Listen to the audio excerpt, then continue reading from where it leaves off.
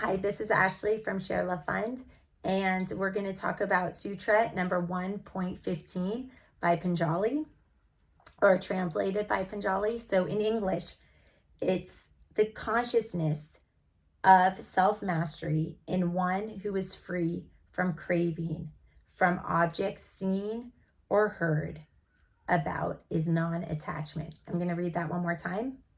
The consciousness of self-mastery in one who is free from craving, from objects seen or heard about is non-attachment. So what does that mean? Well, Patanjali, as translated and as studied by many scholars believe this means that normally the mind gets attached by seeing or hearing things. Oh, this chocolate looks good. Oh, they said those pants are on sale. It's mainly through the eyes and the ears that the mind goes out and gathers things to satisfy its desires.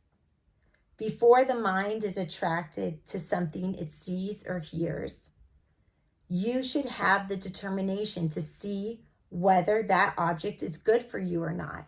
So this is why it's good to wake up in the morning with a plan and say, today I want to accomplish these objectives. Because if you don't have that plan already in your head, then it's easier to get distracted and derailed and off track by all the things you see and hear, especially if they're negative things like someone saying, oh, did you hear she said that about you? Are you going to do something about it? Well, was that your plan? Was that your plan when you woke up this morning to react? Or are you going to react and then say that person ruined your day? They don't have to ruin your day.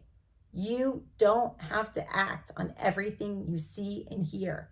That is empowerment. You get to choose what to act on. That's what this is about. The mind should just not go and grasp as it wants. Non-attachment should not be understood as indifference. Non-attachment doesn't mean I don't care. It just means colorless, without judgment.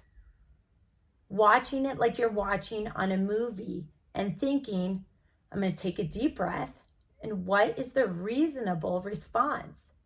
Like, what would you advise someone if you were unemotional about it? That's what non-attachment means. It means not letting your emotions get the better of you. Without color. Every desire brings its own color to the mind. This is yoga speak. People can believe it or not, or just think of it as a metaphor, or just as kind of like historically how they wrote about this in India.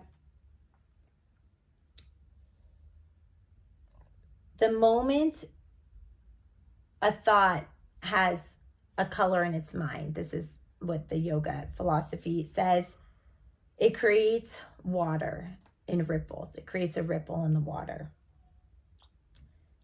like a stone being thrown in the water.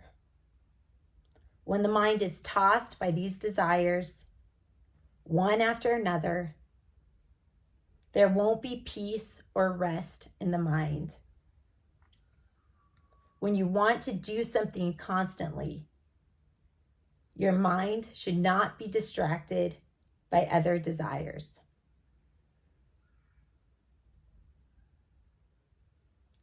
This is why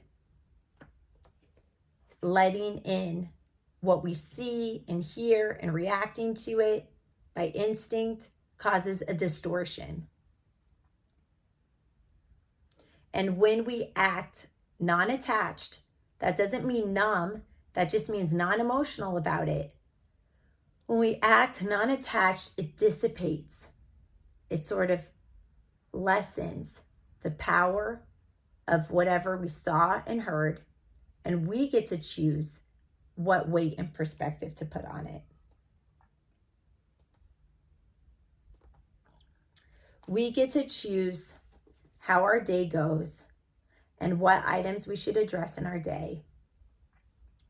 Because as the sutra says, and I will repeat it to end, the consciousness of self-mastery is one who is free from craving, from objects seen or heard. About is non-attachment. Thank you for your time. Namaste.